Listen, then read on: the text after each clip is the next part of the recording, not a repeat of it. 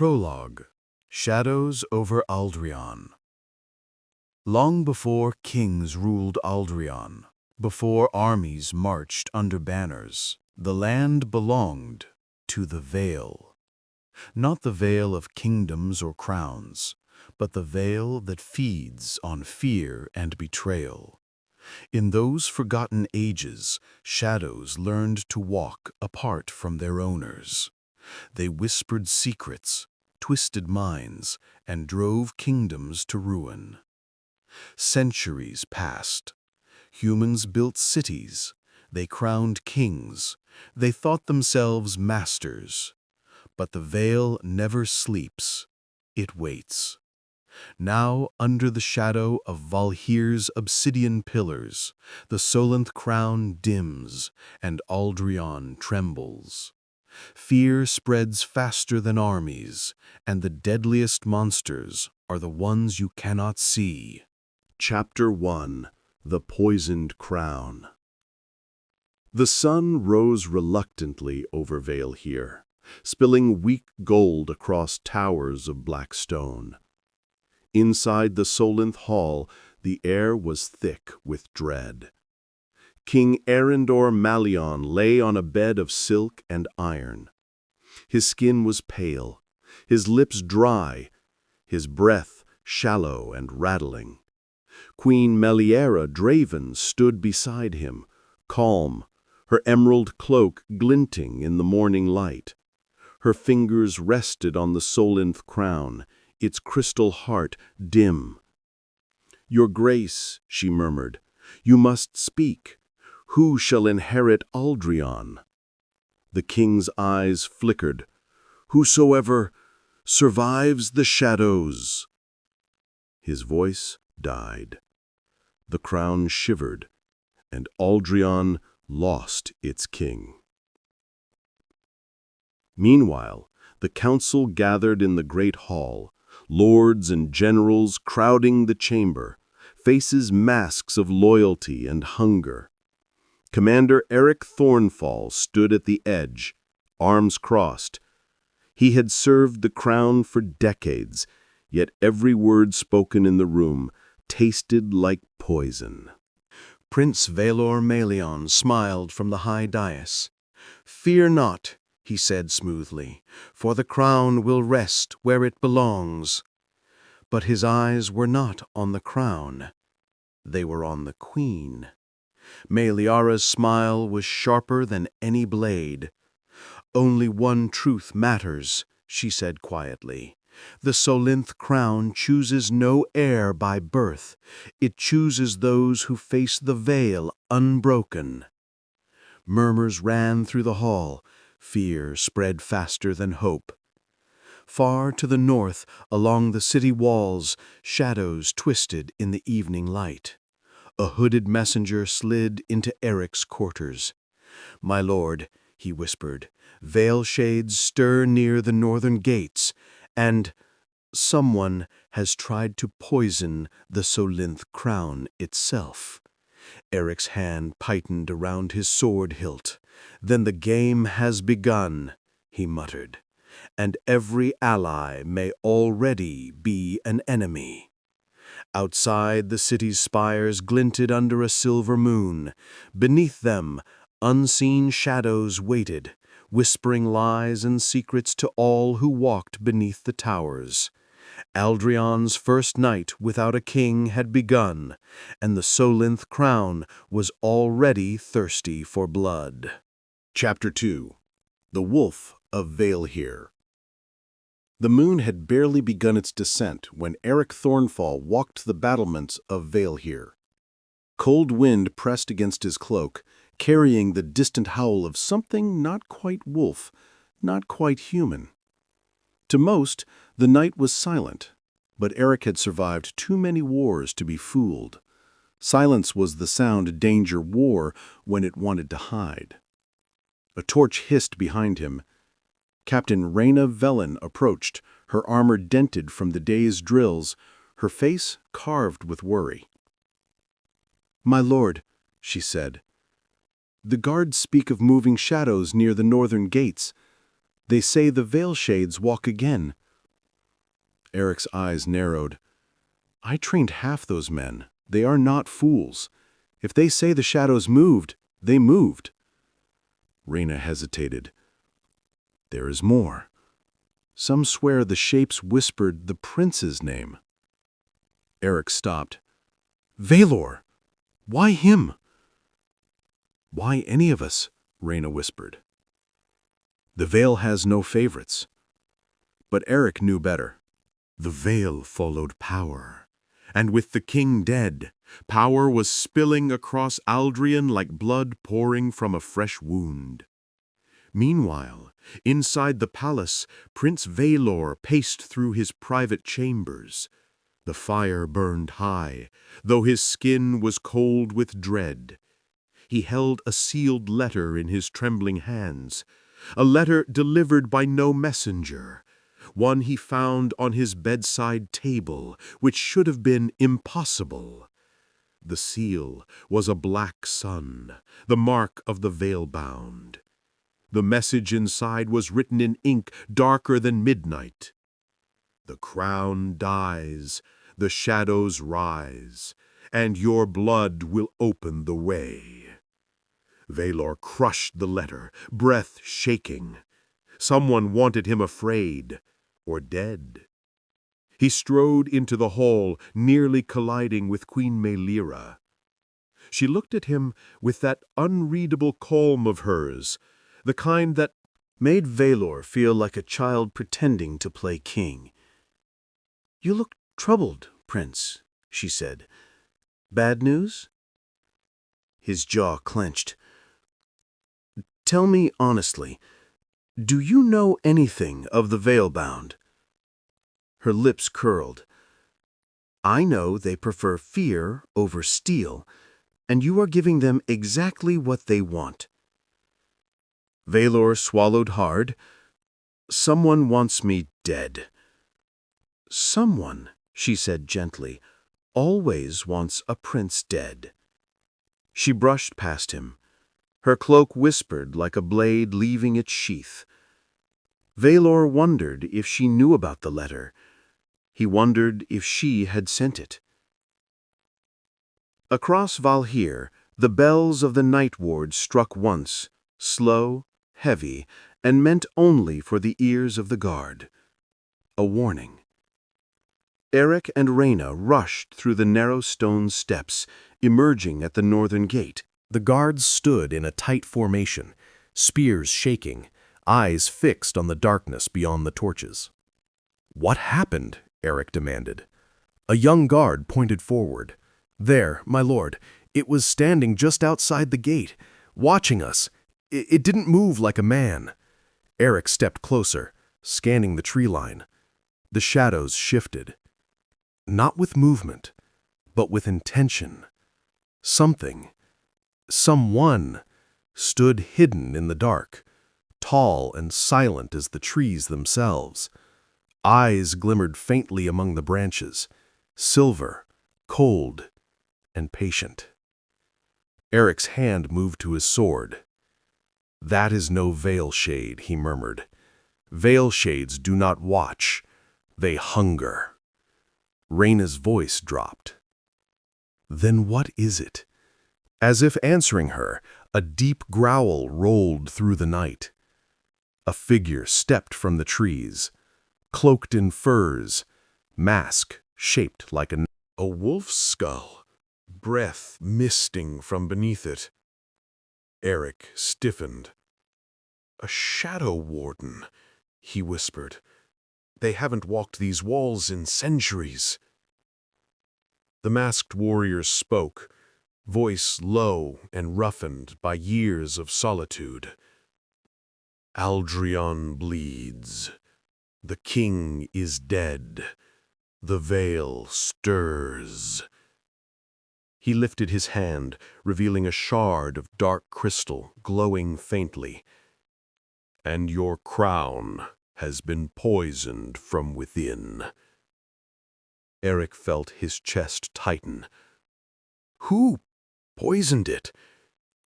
The warden looked past him, toward the palace towers glowing with torchlight. The one who seeks it most. The one the veil has already chosen. Eric followed the warrior's gaze, and his blood ran cold.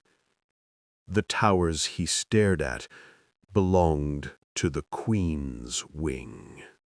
Chapter 3. The Queen of Embers. Dawn crept over Vale here like a wary animal, its light weak against the weight of the night. Inside her private chambers, Queen Mealira stood before a mirror of polished obsidian. Only one candle burned beside her, yet its flame refused to die, no matter how the drafts shifted. The Queen's reflection stared back with sharp, calculating eyes that had once belonged to a daughter of the Emberlands, a kingdom burned to ash long before she married into the Solenth line. Her hand hovered above a small wooden box, a box she had kept hidden for 15 years. Inside it lay a single ember crystal, dark, pulsing faintly as though breathing. "It weakens," she whispered, "as does the crown." A voice drifted from the shadows of the room. "I warned you years ago, Mealira. Power borrowed from the veil always demands repayment." The Queen did not turn. "I repaid with my marriage, my throne, my youth, my king." The shadow moved, separating into the form of an elderly woman cloaked in charred fabric. Her eyes glowed red around the edges, an ember seer. "You repaid nothing," the seer rasped, "and now the veil reclaims its debt." Mealira's voice hardened. "I did not poison the Solenth crown." The seer's head tilted. "No, but you opened the door long ago, and something stepped through." The Queen closed the box with a snap. "Then I will close it again." But the seer smiled a toothless smile. "Only if you win, and you will not be the only one playing this game." Meanwhile, back at the northern gate, Eric Thornfall walked beside the Shadow Warden, leading him into a small guardhouse. Reyna stayed outside, giving the two men privacy. The warden removed his wolf-skull mask, revealing a scarred face, jaw set firm with years of solitude and battle. "My name is Kyle Varro," he said, "last warden of the Broken North." Eric nodded. "Why come to Vale here now? Why warn us?" Cale placed the dark shard on the table. It pulsed, faint, sickly. "This came from your Solenth crown." Eric's breath caught. "That crown is protected by a dozen enchantments. Not even the Queen could touch it without the Oathkeeper's sensing." Cale stared at him. "I did not say the Queen touched it. I said something poisoned it." He leaned closer. "And poison from the veil does not require hands." Eric's heartbeat thundered. If the veil was acting on its own, if it no longer needed human conspirators. "Who does it want?" Eric asked. Cale's eyes hardened like winter ice. "It wants the throne, through whichever soul it can corrupt first." At that same hour, Prince Valor stormed into the council chamber, flinging the black sun-sealed letter onto the table. "Someone threatens me," he snapped, "and while my father's body is barely cold, half the realm whispers that the crown should not fall to me." Grand Marshal Renforth rubbed his temples. "Your Highness, we do not doubt your claim. You doubt everything, Valor snarled, even my right to breathe. But one figure did not speak, did not move. Lord Sereth Ven, master of coin, stared at Valor with a strange sort of hunger in his eyes. Your fear, Sereth said softly, smells like prophecy. Valor stepped back. What are you talking about? The veil speaks to those who listen, Sereth said, and to those who dream. His voice took on a whispering tone, almost delighted. Tell me, Prince, has the darkness whispered your name? There is one more thing you must understand, Kale said. The veil does not choose lightly. Its chosen will grow stronger, darker, unstoppable. Eric clenched his fists. Then tell me plainly, who is it choosing? Kale closed his eyes, breath cold. The veil twists the weakest soul into the strongest weapon. He looked at Eric with a gaze that cut deeper than any sword. And in Valhir, the weakest soul is wearing royal colors. Eric felt the truth like a blade in the gut. The veil had chosen its vessel, and it was someone in the palace. Chapter 4. The Burning Truth. The torches in the royal crypts burned low, their flames whispering against the stone like frightened birds. Beneath the palace, far from watchful eyes and sharper tongues, Eric Thornfall walked among the tombs of kings long dead. The air here felt heavier, thicker, as though each breath carried the weight of centuries. Kale Varro walked beside him, wolf mask tucked under one arm. His steps were silent despite the armor. They stopped at the final chamber, where King Arendor's body lay upon a slab of white stone. Eric bowed his head. I served him for 22 years. Kale touched the slab lightly. You serve him still. The king's face was peaceful, too peaceful.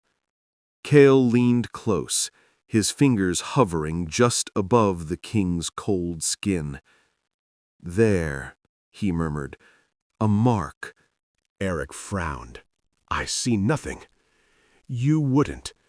Kale lifted a small vial filled with a glowing liquid and dripped a single drop onto the king's throat. The liquid hissed, turning black. A sigil appeared, faint, jagged, like a claw carved into flesh. Eric's heart lurched. That's veil-bound work, he whispered. Someone cursed him. Kale shook his head slowly. Not curse. Silenced. Eric stared. Silenced from telling what? Kale looked at him with grim finality. From revealing who poisoned the crown. Meanwhile, above the crypts, Prince Valar wandered through the grand library, footsteps echoing off endless shelves. Dust swirled through the dim light like falling ash. He was searching, though for what he wasn't sure. Answers, maybe. Or safety. Or anything that made him feel less hunted. A book lay open on a table, pages fluttering. He paused. The book had not been open when he last passed through this hall. He approached cautiously. On the page was an illustration of the Solinth crown, bright and whole. Below it, scribbled in a messy hand, was a line of text. A throne that fears its heir will devour him first. Valor's breath caught. Someone had written that recently, very recently. Ink still glistened. A soft voice drifted from behind him. You should not be alone, Your Highness. Valor spun. Lord Sereth Ven stood in the aisle, hands folded neatly behind his back, eyes calm in a way that felt dangerous. How did you find me? Valor asked.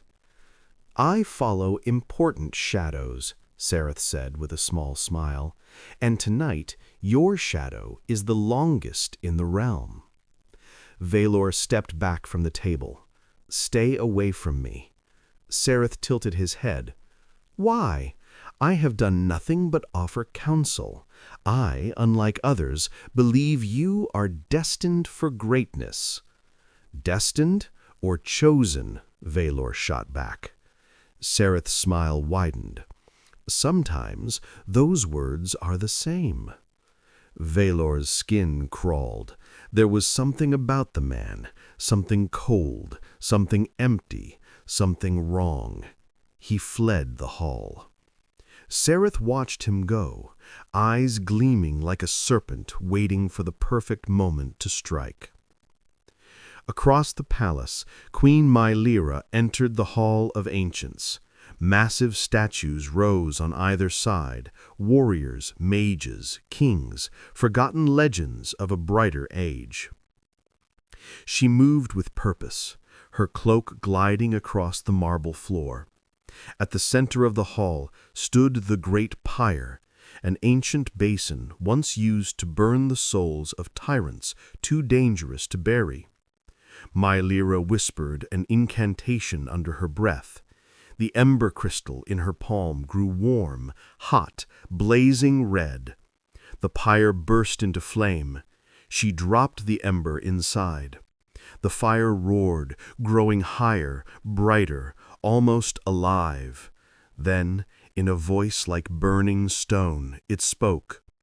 "The veil's hand reaches from within your walls." Mylera stared into the blaze. "I know that shadow," she said sharply.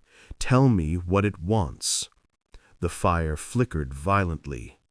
"It wants a vessel." A mind unguarded, a heart full of fear. The queen paced before the pyre. "The prince," she whispered. "He is cracking, splintering." The flame hissed. "He is not the only one." Her steps faltered. "What do you mean?" The flames dimmed into a sinister red glow. "Another mind opens faster. Another soul closer to breaking. Another heart closer to hunger." Mylera felt her chest tighten. "You speak of Lord Sareth." The pyre flared violently, bright enough to blind. "He listens to the veil." Mylera staggered back, dread filling her lungs. "And if he reaches Valor first?" she asked.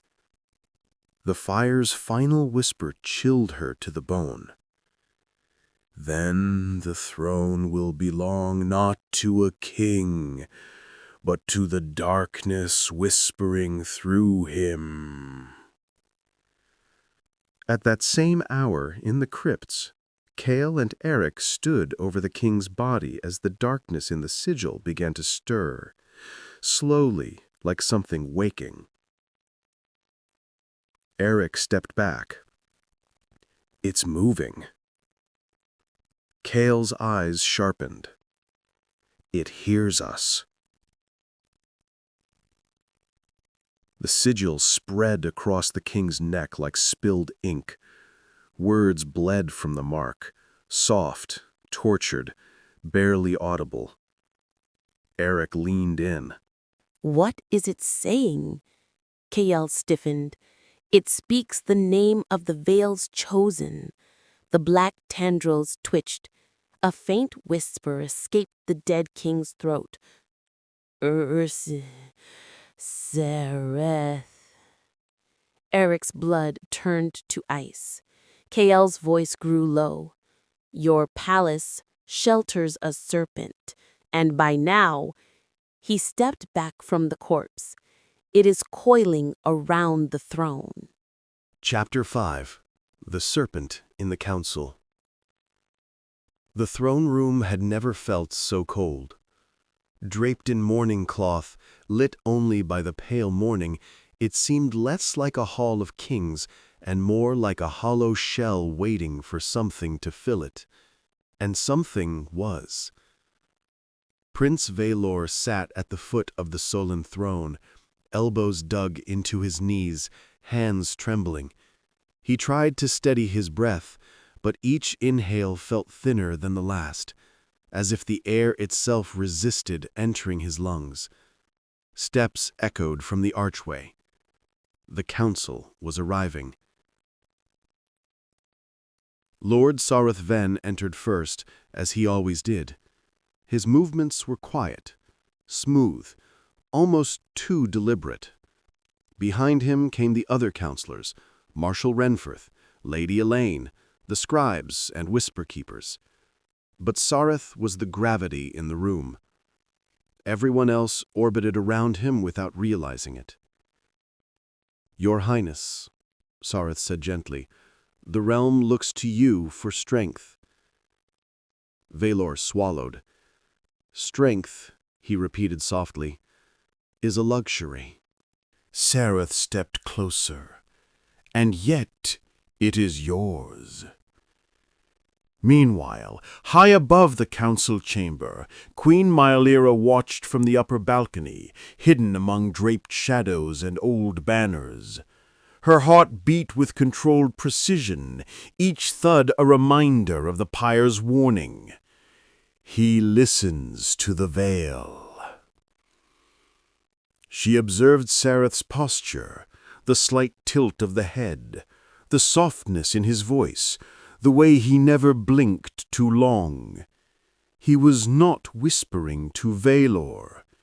He was studying him, measuring him, searching for cracks in his mind where darkness could slip through. Mylera clenched her jaw.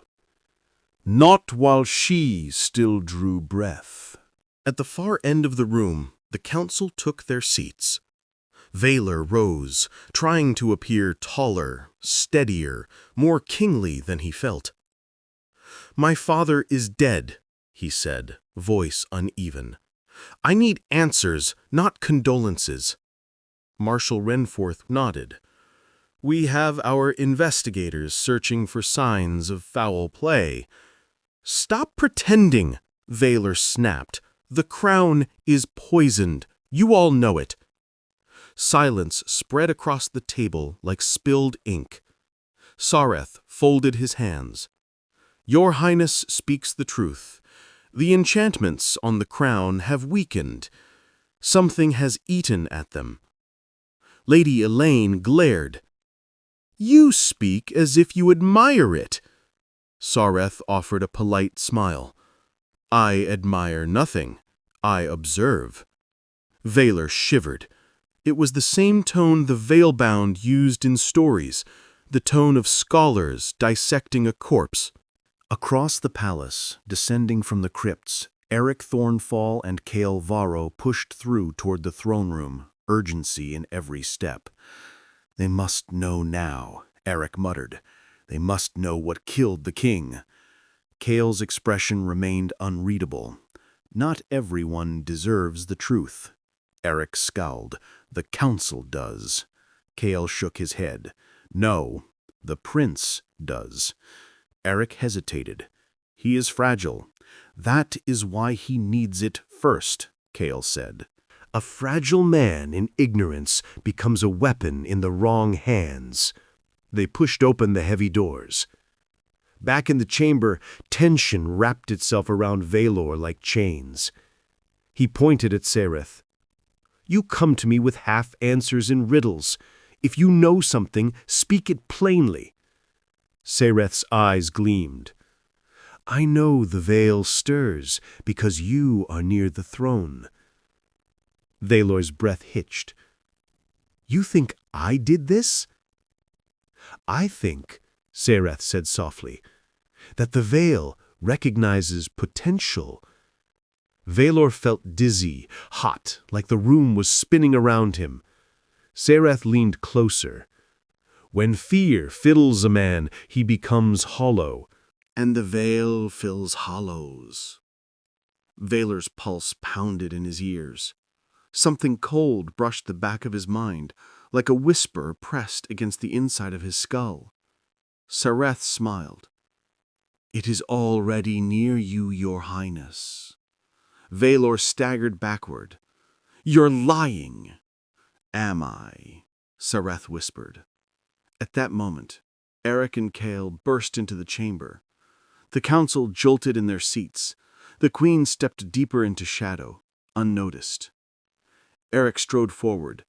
Your Highness, we bring truth from the crypts. Sareth didn't turn. He simply watched Valor, as though waiting for cracks to widen. Cale placed the vial containing the darkened sigil residue on the council table. This, he announced, was drawn from the king's body. Lady Elaine recoiled. What is that? Cale's voice was steady. Veil poison, a mark used to silence a man's final words. Renforth stood abruptly. Silence him from speaking what? Cale's answer froze the room. From revealing the traitor who placed the poison on the Solinth crown. Eric's gaze locked onto Valor. Your father tried to warn us, but he was muted by this. Valor's knees weakened. Then who did it? Cale turned to the council. The king's final breath named the serpent. Everyone leaned closer. He pointed directly at Sareth. It spoke your name.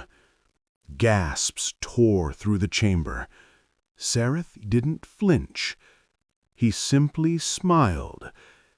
A dying king fears shadows, he said calmly, nothing more. Eric slammed his fist against the table. You cursed him! You weakened the crown! You... Sareth stood. In that single motion, the air in the room tightened.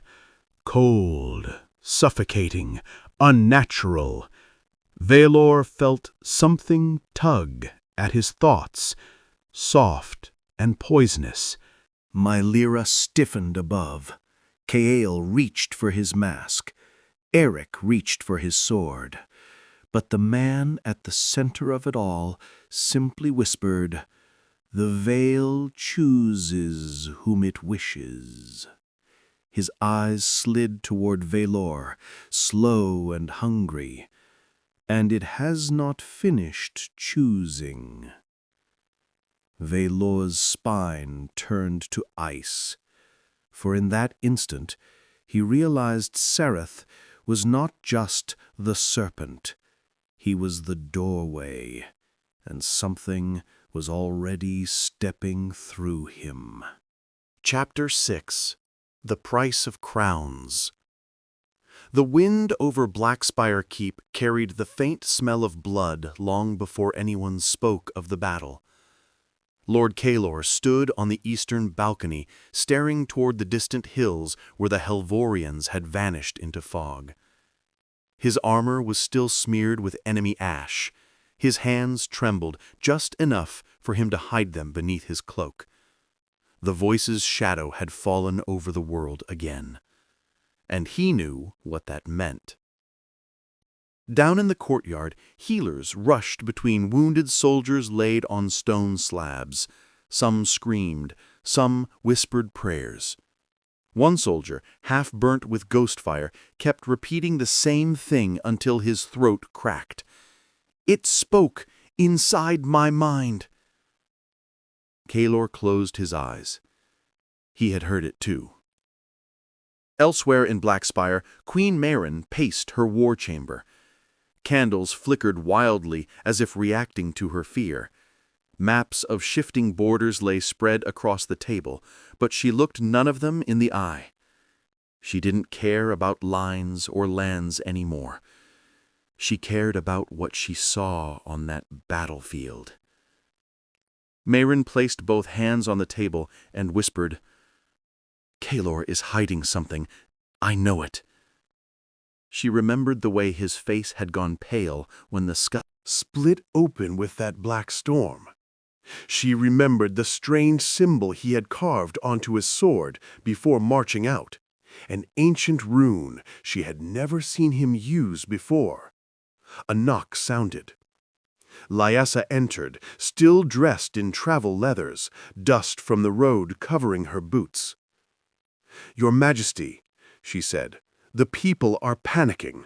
Villages refuse to send grain unless they're told what happened. Rumors are spreading faster than ravens." "What do they say?" "That the sky is dying, that a god is waking, that Kalor brought something into the world he cannot control." Mayrin stiffened.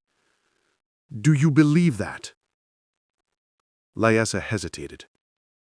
"I believe Kalor knows more than he admits." Meanwhile, deep in the mountain caverns beneath Blackspire, Kalor knelt before a stone altar carved with ancient symbols. The chamber was silent, except for the steady drip of water somewhere in the darkness. He removed his gauntlets, exposing the mark burned into his palm during the battle, a spiraling black brand that pulsed with faint light. He clenched his fist and whispered, "I thought you were gone." The mark pulsed again. Kalor gritted his teeth. "I did what you asked. I kept your secret. I kept your power buried." A cold voice echoed inside his skull. "You kept nothing. You merely delayed what cannot be stopped." Kalor slammed his fist against the altar. "Not again. I won't let you control me." The voice only laughed softly. Above the caverns, Mayrin finally made her way down the stairwell, accompanied by 2 guards and Lyessa close behind. She had received a report that Kalor had slipped into the old crypts, places no one had visited in decades. "Why would he hide down here?" Lyessa whispered. "To answer that," Mayrin said, "we need to find him before the truth does." Later that night, Kalor emerged from the darkness just as Mayrin reached the final step. Their eyes met, hers filled with suspicion, his with exhaustion. "Where have you been?" she asked. "Thinking," he replied. Don't lie to me. The sky nearly opened today and my armies nearly died, and you looked like you recognized that thing. Kalor said nothing. She stepped closer. "Tell me the truth." He looked away. "The truth has a price. Then I'll pay it." Kalor's hand tightened around the railing. "Fine," he whispered. "But when I tell you, you will wish I had stayed silent." Lyessa watched the 2 of them, feeling the weight of the moment. She knew whatever Kalor was hiding could tear the kingdom apart or save it from the shadow rising in the east. Kalor finally sighed, shoulders heavy. "The voice," he said quietly, "did not come from the Helvorians." Marion's heart skipped. "It came from me." The torches flickered violently, as if reacting to his confession. Somewhere deep in the mountain, the ancient stone shifted like something awakening. Lyessa stepped back in fear. Mayrin swallowed hard. "Why?" Kalor looked up at her, eyes hollow. "Because I once served it, before I ever swore loyalty to the crown." The chamber fell silent, and far beyond Blackspire, hidden in a distant storm, the voice whispered with delight, "The old king returns." Chapter 7. Whispers of Blood. The council chamber of High Court was silent except for the soft crackle of torches. Stone walls stretched high above, carved with the crests of kings long dead. Queen Rin sat at the head of the crescent table, her hands clasped tightly, her gaze pinned on the man standing before her. Kalor. His armor was dusty from the blackwood. His hair, usually tied back, hung loose across his forehead. And though he stood straight, there was something in his eyes she had never seen before: doubt. "Speak," Mayrin said. Kalor exhaled, steadying his voice. The man in the ravine, the one I met the night the dead rose, he knew my name. That is hardly unusual, scoffed Lord Thalen of the Eastern Reach. You are the Queen's shield. Anyone with a tongue knows you. Kalor shook his head. He knew my full name, not Kalor, but Kalor, son of... He stopped himself. The chamber leaned in. Marin's eyes narrowed. Of who? But before he could answer, Captain Cyrus, the royal commander, burst into the room, breathless and pale. "Your Grace," he said, bowing quickly, "a scout has returned from the northern border. The pale mist, it has moved." Mayrin stood immediately. "How far?" "Past the Blackwood, into the low villages." A chill threaded through the room. Meanwhile, Kalor tried to quiet his racing heart. He could still see the figure in the ravine, dark robes, silver-threaded mask, voice echoing with something not of this world. "You walk under a name that is not yours." Those words had burrowed into him ever since. Mayrin turned back to him. "Kalor, finish what you were saying." He swallowed hard. "Your Grace, I was raised as the son of a blacksmith in Low River, but the man in the ravine claimed I was born of nobler blood." A ripple of whispers crossed the chamber. Lord Thalen leaned forward. "What noble blood would leave a child in a river village?" Kalor's jaw tightened. "He said I was taken from a house that no longer exists." Mayrin's breath caught for a moment, almost too quick to notice, but Kalor noticed. Lord Rovan, the kingdom's historian, tapped his fingers on the table.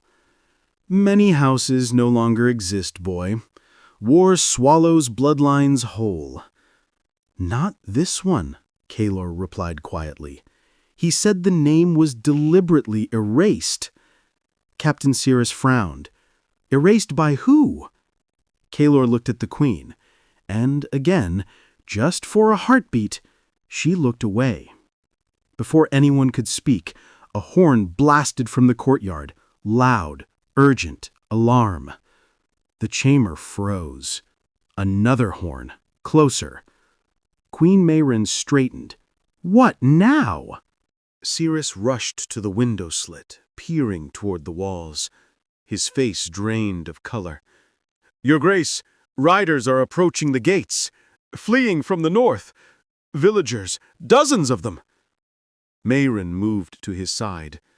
Through the narrow opening, she could see torches streaking toward High Court, horses barely holding together, people screaming as they rode. And beyond that, fog. A creeping, unnatural fog sliding between the trees. Kalor tightened his grip on his sword hilt. "The voice is moving." "No," Mayrin whispered. "Not this soon." Meanwhile, inside Kalor's mind, the ravine man's words echoed like a curse. "You walk under a name that is not yours, and soon the kingdom will learn the truth you carry in your blood." A truth Kalor did not yet understand. A truth the Queen seemed to fear. Mayrin drew a shaky breath and addressed the council. "Seal the lower gates, gather the healers, prepare the walls. We do not abandon these people." The room exploded into motion, advisors shouting orders, guards sprinting. Kalor remained still.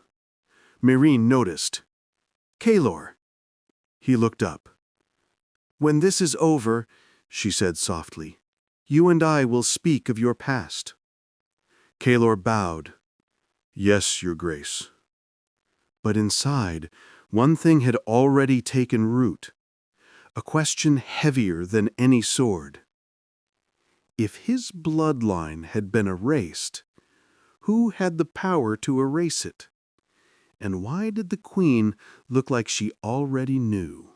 Chapter 8 The Broken Gates. The northern gates of High Court shuddered under the force of desperate fists and frantic shouts. Torches swung wildly as villagers slammed their palms against the ironwood doors, begging to be let inside. "Open the gates! They're coming! Please, please open it!" The guards hesitated only for a heartbeat before pulling the release wheels. The gates groaned and parted, flooding the courtyard with terrified faces, injured horses, crying children, and farm carts overturned in the chaos of flight. Kaelor pushed through the crowd, scanning for the cause of their terror. "Where is it?" he asked a trembling villager, gripping his arm. "What chased you?" The man's eyes darted back toward the forest. "Not what. Who?" Kaelor frowned. "Explain." But the man simply whispered, "It speaks without speaking." Meanwhile, Queen Marin stood on the upper battlements with Captain Ceres, watching the fog creep through the trees like a living thing. Torches flickered weakly, as if the mist was swallowing their light. Ceres clenched his jaw. "Never seen fog move like that." "This is not weather," Marin murmured. "It's will." Below them, Kaelor knelt beside an elderly woman who had collapsed in the courtyard. Her breathing was sharp and panicked. "What attacked your village?" he asked gently. Her eyes, glassy with fear, met his. "It wasn't a creature. It was a man. A pale man who walked alone." Kaelor stiffened. "A pale man? Did he speak?" Kaelor asked. The woman shook her head fiercely. "He didn't need to. He just raised his hand, and the fog followed." Kaelor's grip tightened on his cloak. "What did he look like?" Her voice dropped to a whisper. His eyes were black as a starless sky. Kaelor felt something crack inside him. That description matched the stories, the ones all children in Low River had been warned about. Stories of the voiceless priest, a servant of the voice who could command the dead with a mere gesture. But those were myths, fairy tales told by frightened farmers. Weren't they? Meanwhile, Queen Marin descended from the battlements, urgency flashing in her eyes. She spotted Kaelor and approached him quickly. "Kaelor, walk with me." He stood and followed her into a quiet corridor of the castle wall. The torches here burned brighter, but even their flames wavered as the fog crept closer to the outer square. Marin spoke first. "Your past. The man who spoke to you in the ravine. Did he resemble what these villagers described?" Kaelor hesitated. "Not exactly. The ravine man wore a silver-threaded mask, but his presence, that unnatural, cold, it feels the same." Marin's expression darkened. "Then we face more than one servant." Kaelor's heart dropped. "You knew the voice had followers?"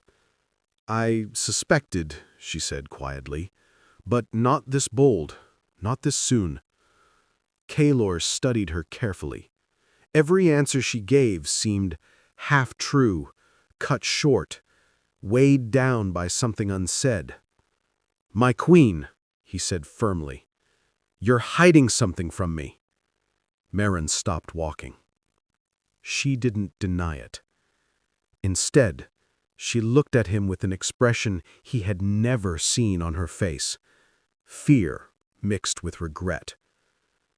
"You were taken from a river village, yes, but you were not born to it." Kaelor felt the world tilt. "My parents were not your blood." His breath caught. Marin continued before he could speak. "You were born in High Court, in this castle, and there were those who would have killed you the moment you opened your eyes." Kaelor stepped back, shaking his head. Why? What could a newborn child threaten? Mairen looked at him, truly looked at him. Because you are the last living child of a house erased by war, a house that once guarded the deepest secrets of this kingdom, a house the voice sought to destroy. Kaelor felt his pulse thunder in his ears. Which house? He whispered. Mairen opened her mouth to answer. But at that exact moment, a scream shattered the courtyard. Then another, and then a deafening horn. Surus burst around the corner, panting, eyes wide. "Your Grace, Kaelor, he's here, the Pale Man, at the outer gate." Kaelor drew his sword instantly. Mairen's face went white. The fog, thicker now, rolled beneath the walls like a living shadow. And from the mist came a voice, deep, echoing, wrong. "Kaelor." He froze. It wasn't shouted. It wasn't spoken. It bloomed inside every mind that heard it. Mairen grabbed his arm. "We must get inside, now!" But Kaelor couldn't move. He knew that voice. He had heard it once before, in the ravine, inside his dreams, inside his blood. The pale figure stepped through the fog, black eyes fixed on Kaelor, and the voice spoke again softly. "Son of the forgotten house, your time has come." Chapter 9. The Pale Herald. The voiceless priest stood just beyond the gate, his shape barely human within the swirling fog. He did not breathe. He did not blink. His black eyes were bottomless pits, windows into something ancient and cruel. Guards formed a shaky line before him, spears trembling in their hands. Horses screamed in terror, pulling against their reins until their hooves scraped the stone. Kaelor stood at the center courtyard, frozen between instinct and fear. The priest's presence pressed against him like a weight. Queen Mairen gripped his arm tightly. "Kaelor, stay with me!" But the priest lifted a pale hand, and the torches along the walls dimmed instantly, extinguished as though swallowed whole. The courtyard plunged into a blue-gray cold. A guard shouted, "Shields up!" but his voice cracked with terror.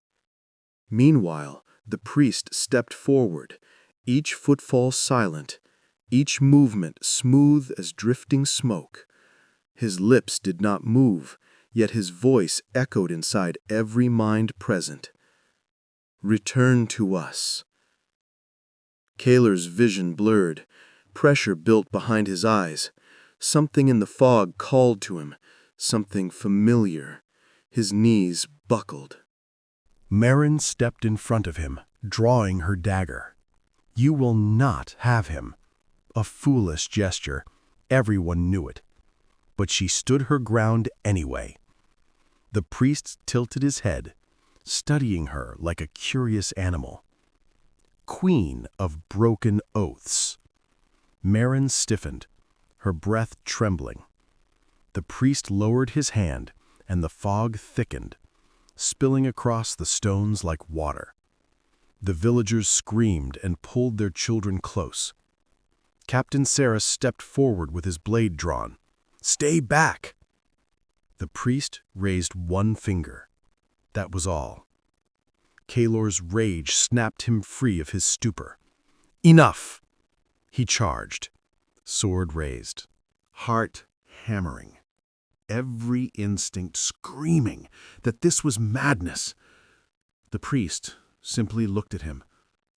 Kaelor swung, and his blade passed straight through the priest's body, as though slicing through mist.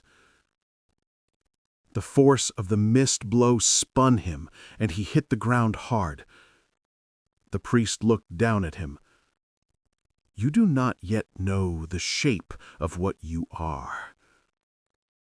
Kalor gritted his teeth and pushed to his feet, fury overpowering fear. "Say my name again," he growled. "Say it!" The priest lifted his hand and brushed invisible dust from Kalor's chest as though touching a child. His voice was soft. "Kalor of the Forgotten House." The words hit him harder than any strike. Mayrin lunged forward, slashing her dagger at the priest's face. This time, the blade met something. Resistance, like cutting into wet leather. Thick black ichor seeped from the wound. The priest recoiled, expression unreadable. Kalor seized the moment and swung again, aiming for the throat. The blade sliced cleanly this time. Whatever trick had made the priest incorporeal faltered for an instant. The priest staggered, dark remnants evaporating into the air. Mayrin grabbed Kalor's wrist. "Inside the gates, now!" But before they could retreat, the priest whispered inside their minds again. "He is marked.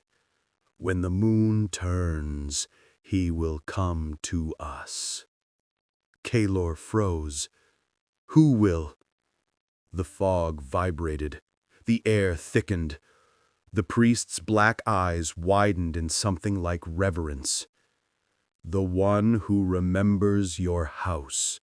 The one who ended it. The true voice." A blinding flash burst from the priest's form.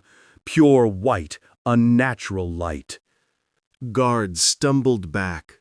Horses toppled. The courtyard was consumed in brilliance. And when the light faded, the priest was gone.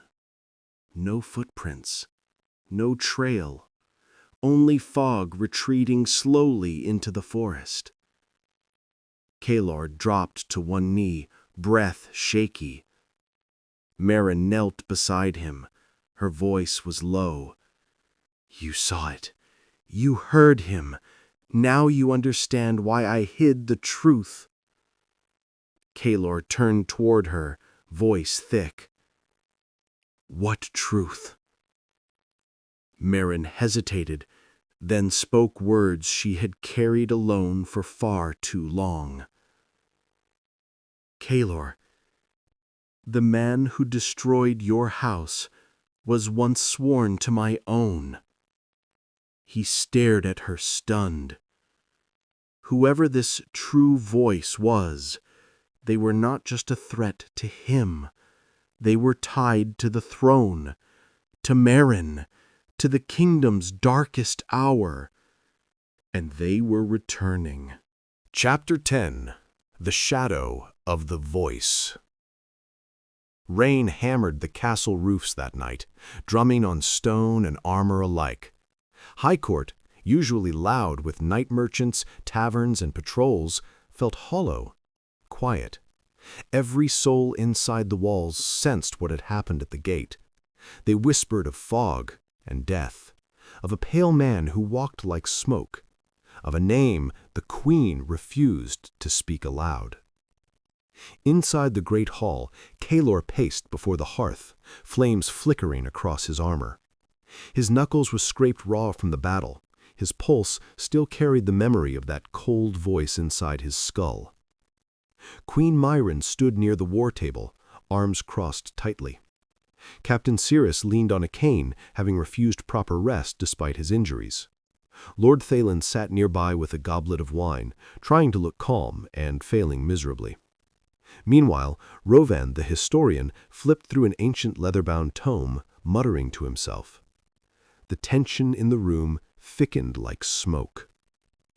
Kalor finally spoke. "You said the man who ended my house once served yours. Explain it." Mayrin inhaled slowly, steadying herself. "Years ago, before you were born, there were whispers of a rising cult, a faction of scholars and mystics who believed the old world's magic should be awakened again." "Awakened?" Cirrus scoffed. "It should have stayed buried." Marin ignored him. One of my father's advisors, once loyal, brilliant, respected, became obsessed with ancient texts. He believed the voice was not a myth, but a slumbering power waiting for a vessel. Kaler frowned. And he became that vessel? Worse, Marin said. He offered himself. A cold chill crawled down Kaler's arms. Rovan looked up from his book. Your house, Kalor, the forgotten house, they guarded secrets tied to that ancient power. Rituals, wards, bloodlines meant to counterbalance the voice. Kaler blinked. You're telling me my ancestors fought the voice? Rovan nodded. For centuries. Lord Thalin set down his wine, suddenly sober. The voice couldn't rise unless your family's line was shattered. Kaler's stomach dropped. So the attack on my house, the slaughter, wasn't random? Marin's voice broke just slightly. No, it was a purge. Kaler clenched his fists. And you knew. Ceres stepped forward, limping. Careful, boy. Kalor turned sharply. Did you know? Ceres didn't answer. Marin stepped closer to Kalor, lowering her voice. I knew only pieces. The truth was burned, buried, and forbidden to be spoken. My father locked away every record, every name, every crest associated with your house. Kalor stared at her, jaw tight. You expect me to believe none of you could stop it? Marin met his gaze without flinching. We were young, unprepared. And the man behind the purge, he wielded magic none of us understood. Kalor's voice dropped. This advisor, does he have a name? Marin hesitated, and that hesitation told Kalor everything. You're afraid of him, Kalor said quietly. Marin didn't deny it. Meanwhile, Rovan cleared his throat loudly, drawing all eyes. He flipped the tome toward the table, revealing a faded symbol, an eye carved into a circle of thorns. The mark of the first speaker, Rovan whispered. The man the priest called the true voice. His name was once Uranus Vale. Kalor repeated the name under his breath. Uranus. Marin's face paled. He was my father's closest friend. The fire cracked sharply behind them, as though reacting. Kalor stared at the symbol, something heavy stirring inside his chest. If he destroyed my house, why am I alive? Rovan answered before anyone else could. Because your bloodline wasn't meant to be erased, Kalor. It was meant to be claimed. Kalor felt the world tilt again. Claimed? For what? Rovan closed the book gently. Some bloodlines are born to protect ancient magic. Others are designed to wield it. Kalor's heart hammered. You're saying my blood is tied to the voice? Not tied, Rovan replied, threatening. Marin placed a hand on Kalor's shoulder, her tone softer. Your house was not destroyed because it was weak. It was destroyed because it was dangerous. To Uranus, to the voice, to whatever dark ritual he is preparing. Kalor swallowed hard. Dangerous. The word echoed in his skull. Outside, thunder cracked so loudly it rattled the hall's tall windows. Ceres moved to the door, hand on his sword. The storms grow worse. Rovan's eyes darkened. Not storms, omens. Marin nodded. Uranus is moving faster than we thought. Kalor turned toward her, voice steadying. Then tell me what comes next. Marin stepped back toward the war table, placing both palms on the map. What comes next is war, political and supernatural. Noble houses will try to seize advantage. Old alliances will crumble. The voice will spread through the north like rot. She looked up at Kaelor. And you, Kaelor, must decide whether you run from your bloodline or claim it. Kaelor's eyes narrowed. What would you have me do? Marin hesitated, then spoke with a rare, fragile honesty. I want you to survive, Kaelor, even if I must break every oath I ever swore. Drama flickered through the room, not romantic, not melodramatic, but sharp, painful, human. Kaelor didn't look away from her. Then tell me the rest, he said. Tell me everything. The queen inhaled, and just as she opened her mouth to speak, a horn blasted from the southern tower. Not warning, not alarm. The horn used only when armies approach. Surus stiffened. Who in the 7 chains marches near High Court at this hour? A second horn answered, then a third. Lord Thalen whispered, horrified, It's not an enemy horn. That's a noble crest call. Kaelor grabbed his sword. Which house? A guard burst through the doors, drenched from the rain. Your Grace, he cried. Banners from the west. Marin's eyes sharpened. Whose? The guard swallowed hard. House Valor, Your Grace. They ride with 500 men.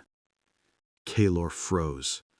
House Valor. A house known for ambition and a long, bitter rivalry with the old royal line. Marin muttered under her breath, Of all times. Ceres limped to the window. Are their weapons drawn? No, Commander, the guard said, but they march quickly, and their riders carry a black crest. Marin stiffened. Kaelor looked between them. A black crest?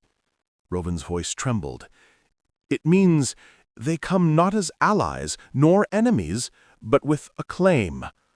A claim? Kaelor's pulse thumped. Marin whispered, horrified. They believe the throne is weak. They're coming to demand something. Kaelor grabbed his sword hilt. Demand what? The answer came from the guard, breathless. They say they march for a child with old blood. Every face in the room turned toward Kaelor. A long, heavy silence fell over the hall. Kaelor whispered, Me! Marin's voice dropped to a whisper. They know. Chapter 11. The Fire in the Walls. The citadel bells had not rung in years, yet on that cold gray morning they thundered across Aldervale like the cry of a wounded giant. Servants rushed through the corridors, soldiers snapped awake in their barracks, and even the ravens stirred uneasily from their roosts. Word spread fast, too fast. They knew. But no one yet dared to say what they knew. Lord Rowan Stormholt stood in the great hall, staring at the sealed parchment delivered moments earlier. His fingers trembled, not out of fear, but fury. He crumpled the parchment and threw it into the brazier, watching the flames devour the ink. It seems, he said quietly, our enemies have grown bold. Meanwhile, in the tower above, Ira stared out the narrow window slit, her breath fogging the cold stone. Beneath her calm expression, her mind churned. She had her own secrets, ones Rowan didn't know, ones she prayed the message wasn't about. A single knock sounded on her door. Enter. General Calders stepped inside, his jaw tight, his cloak dusted with snow. My lady, he wants you in the hall. It's urgent. She followed without a word, though her heart hammered louder than the bells. Downstairs, Roan addressed his gathered council. "The Stormforged Council has learned of our alliance with the northern clans," he said. "They move tonight." Gasps rippled through the hall. Calder swore under his breath. They weren't supposed to know. Only the highest circle had details of that meeting. Rowan's eyes drifted over the room. "Which means," he said softly, dangerously, "we have a traitor inside these walls." A cold silence tightened around them. Aira felt her stomach turn, not because she was guilty of betrayal, she wasn't, but because she knew someone else was, and worse, someone she had trusted. Rowan continued. "The message warned that the Council plans to intercept our envoy at dusk. If they succeed, our plans collapse." Calder stepped forward. "Let me ride ahead and warn the clans." "No," Rowan said. "You stay. We need someone we trust to guard the Citadel." "And who rides out then?" Calder asked. Rowan's gaze fell upon Aira. She stiffened. "You want me to go alone?" "You can move faster than any rider," Rowan said. "You know the clan paths, and the Council does not yet know your face." Aira swallowed her dread. "I'll leave at once." But just as she turned, a breathless scout staggered to the doors. "My lord, there's smoke rising from the eastern quarter. A fire. No, several. It's spreading." The Council erupted in panic. Rowan's voice cut through the noise. "Who said it?" The scout shook his head. "We don't know, but there's more. Speak." "We found a sigil carved into the stones near the first blaze." The scout held up a charred plank. Burned into it was the unmistakable mark of a twisting black serpent. Calder's face froze. "Gods, Rowan, that's—" "I know what it is," Rowan growled. Aira stepped forward. "What does it mean?" Rowan clenched his jaw. "It means the Council isn't alone. Someone worse has joined their hand." The hall went silent, as if the walls themselves dared not breathe. Aira looked from Rowan to Calder, then to the smoking horizon. "What do we do?" she whispered. Rowan finally spoke. "We prepare for war." He paused, then added, almost to himself, "And we pray the truth that they know is not the one that breaks us." Chapter 12. Whispers Beneath the Helm. The eastern quarter burned through the night, sending up a pillar of black smoke that hung over Aldervale like a curse. People crowded the streets, coughing and crying as the flames devoured homes and shops. Soldiers formed bucket lines, but the fire moved with unnatural speed, leaping stone to stone as if guided by a sinister hand. Inside the citadel, Rowan Stormholt paced before the War Council table. His eyes were bloodshot, his voice hoarse, but his resolve remained unbroken. "The serpent sigil," Rowan said, tapping the carved plank that lay before them, "hasn't been seen in Aldervale for 20 years. Calder crossed his arms. "You think it's the Order of the Black Serpent? They were wiped out." Rowan shook his head. "No, they went into hiding, and someone has awakened them." Meanwhile, Aira saddled a swift gray mare in the courtyard, her cloak pulled tight against the biting wind.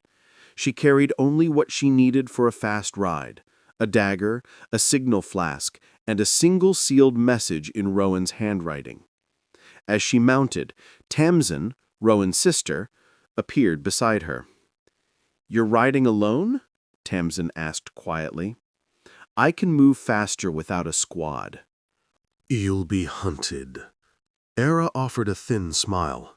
"Then I better not get caught." Tamsin placed a hand on her arm. "Be careful, Aira. If the clans fall, we fall with them. I know. As Era rode out of the gates, the wind howling behind her, a lone figure watched from the shadows near the stables. He wore a guard's uniform, but the look in his eyes was wrong. Cold, sharp, serpent-like. He waited until she vanished down the road, then slipped away silently. Back inside the war room, Lord Rowan dismissed the council so he and Calder could speak alone. As the doors shut, Calder leaned forward. "There's something you're not telling them." Rowan exhaled sharply. The message wasn't only about the clans. Calder's brow tightened. Then what else? Rowan lowered his voice to a whisper. "They know about the succession." Calder froze. Gods, Rowan, that means— "Yes," Rowan said heavily. "They know my elder brother left a bastard child before he died." Calder swore. "If the council spreads that, your claim could be challenged." "And that's exactly what they want," Rowan replied. "They want the realm divided before the real war begins." Rowan rubbed his temples. "If they find the bastard, they'll use him or kill him." Calder stared at Rowan, his voice low. "Does Tamsin know?" "No, and she must not." Rowan's voice shook with something he rarely allowed himself to feel: fear. "The realm cannot survive another claim to the throne." Meanwhile, deep beneath the citadel, in the old catacombs once used by priests and scribes, torches flickered as a hooded figure knelt before a cracked stone altar. The air smelled of dust, ash, and old magic. The kneeling figure whispered, "The fires have begun. Aldervale is weakening." Another voice, calm and chilling, answered from the shadows behind him. "And what of the girl, the rider? She left the citadel at dawn." The hidden figure stepped forward, a serpent sigil ring glinting faintly in the firelight. "Good, follow her. The clans must not unite, and bring her back alive if possible." The kneeling man hesitated. "Alive?" "Yes," the ringed figure said darkly. "There is more to her than Rowan realizes." Up above, Rowan stood at the highest battlement, watching the black smoke curl toward the heavens. "Bastards, secret orders, fires in the streets," he murmured bitterly. "Aldervale is cracking." Calder joined him. "Then we fix it, before they turn the whole realm to ash." Rowan nodded, though his eyes stayed on the burning horizon. "It all hinges on Era now." Far down the road, Era pushed her mare harder, unaware that several cloaked riders had begun trailing her from a distance. She only knew two things. The clans had to be warned, and whoever had set the fires wasn't finished. Chapter 13. The Riders in the Fog. A pale sun tried to break through the thick morning fog as Ira galloped along the forest road, her mare's hooves thundering against frozen earth. The cold stung her cheeks, but she didn't slow. Every moment wasted was another moment the clans moved closer to falling into the council's trap. Behind her, a quiet snap of a twig echoed through the trees. Ira tightened her grip on the reins. She wasn't alone. The forest felt wrong, too still, too hollow. No bird song, no rustling of small creatures. Even the wind seemed to hold its breath. Ira lowered herself slightly in the saddle. "Keep steady, girl," she whispered to the horse. A faint echo of hooves followed. Not close, but close enough. Meanwhile, back at the citadel, Rowan stormed into the strategy chamber where Tamsin studied a map of Aldervale. Her hair was tied back, her brow furrowed with worry. "Tell me the truth," Tamsin said before Rowan could speak. What else was in that message? Rowan froze. "You've been restless since dawn," she continued. "I know you, Rowan. What are you hiding?" Rowan looked away. "Nothing that concerns you." Tamsin slammed her hand on the table. "Do not lie to me." Rowan's shoulders stiffened at the sharpness in her voice. She was his sister, but she was also sharp, too sharp to fool for long. "It's about succession, isn't it?" she pressed. Rowan inhaled slowly. "This is not the time." "Rowan, I think I haven't heard the whispers over the years." Tamsin stepped closer. "Servants gossip. Old soldiers drink and speak foolishly. They say father's firstborn had a lover before he died, that a child was born in secret." Rowan's face went cold. "Tamsin, that child, if he lives, could break this kingdom." Tamsin stared at him, stunned. "So it's true." Rowan clenched his jaw. "The council knows. If they find him, they'll use him to tear us apart." Tamsin's pulse quickened. "And where is this bastard?" "That," Rowan whispered, "is what keeps me awake every night. I don't know." Meanwhile, Ira guided her horse down a narrow slope leading to a stone bridge. Frost clung to the planks, making them slick and treacherous. The fog swirled over the river below like coiling fingers. Just as she reached the center of the bridge, a shadow emerged ahead of her. A rider, clad in dark leather, hood low, a serpent sigil faintly painted on his vambrace. Ira cursed under her breath and pulled her horse to a halt. "So you found me." The rider didn't speak, but slowly reached for his blade. Another shape appeared behind her, another rider stepping onto the bridge, and another slipping out from the trees. 3 riders. Fog shrouded. Hunters. Era's pulse pounded in her ears. "You don't want to do this," she warned. The lead rider tilted his head, amused. "We do." He lunged. Era kicked her mare hard. The horse reared, shrieking, and Era rolled off the saddle, hitting the icy wood. A sword sliced down where her head had been an instant before. She slid under the bridge railing and grabbed the frozen rope lining. The river raged below her, white and violent. The riders scrambled, looking over the edge. Too slow. Era let go. For a heartbeat, she fell weightless through the fog. Then the river swallowed her whole. Back at the citadel, Rowan marched through the courtyard, only to be stopped by a trembling young guard. "My lord, there's something you must see." They led him to the stables. On the ground lay a piece of cloth, dark, torn, and soaked. Rowan's blood ran cold. It was from Era's cloak. "Where was this found?" Rowan asked. "Near the river road," the guard whispered. There was no sign of her." Tamsin, who had followed Rowan, covered her mouth in horror.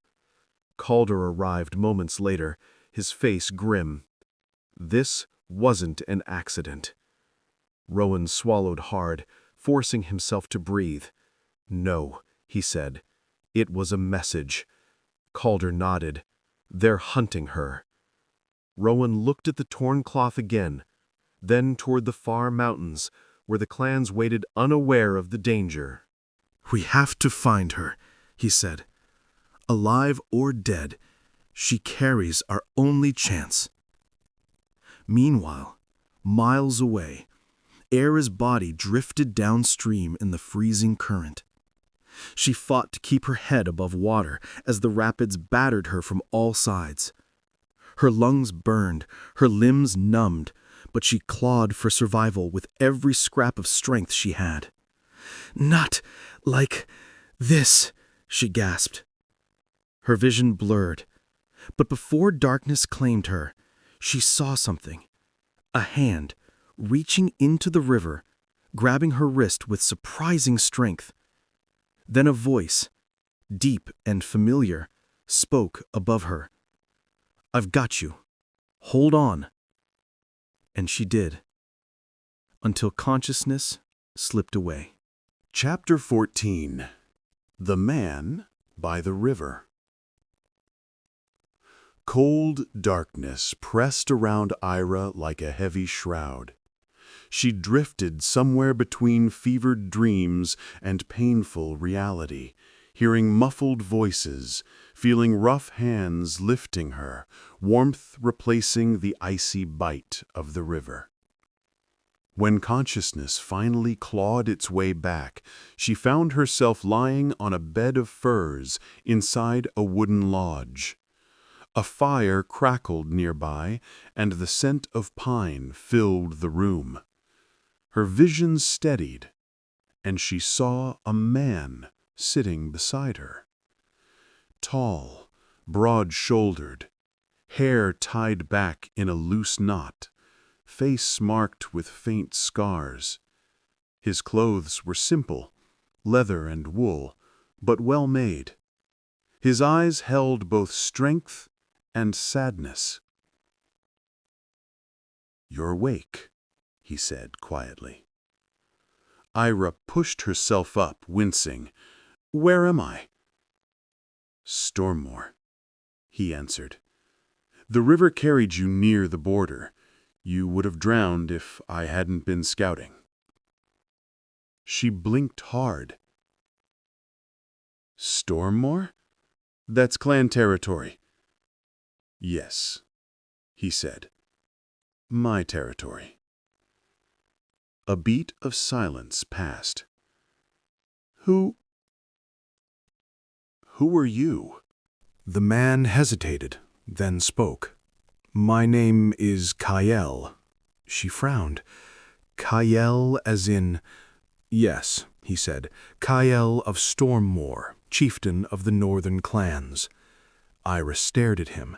The man Rowan needed to warn, the man the council wanted dead or divided. "You're lucky I found you," Kael continued, "but luck doesn't explain why a rider from Aldervale was being hunted by serpent-marked men this far north." Ira swallowed. "I was writing to you." Kael raised an eyebrow. "To me? Why?"